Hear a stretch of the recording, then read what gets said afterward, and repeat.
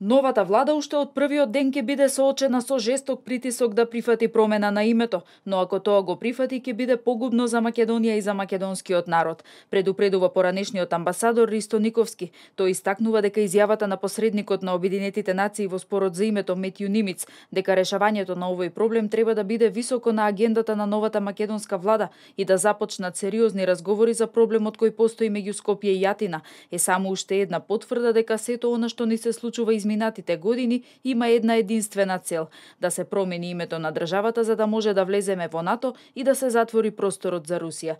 Тој истакнува дека американската формула за решение на името се сведува на замена на навредливата и нелегална референца од ООН, која Македонија никогаш не ја прифати, со име за трајно користење надвор од земјата, што неизбежно ќе се рефлектира и ќе мора да се користи и внатре по известно време. Таа концепција, таа замисла е погубна и мислам дека од една страна треба да направиме све што побрзо да го решиме тоа прашање.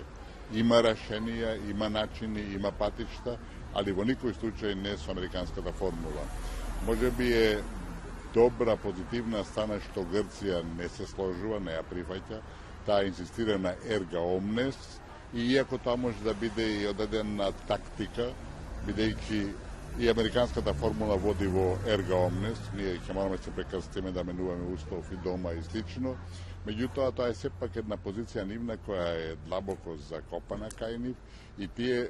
тешко ќе може да дадат некои концесии, дури привремени, тактички, разбирате, во насока на прифаќање на американската иницијатива.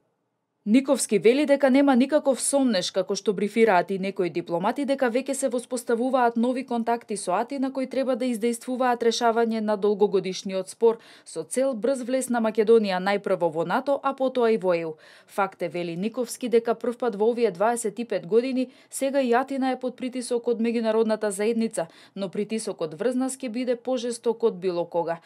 Во меѓувреме, во коментар за американското списание Хил, Бил Николов од Македонското меѓународно движење за човекови права ги повика македонските партии да се откажат од водење на преговори за името на државата, оценувајќи дека преку нив се врши притисок врз земјава и се намалува нејзиниот суверенитет.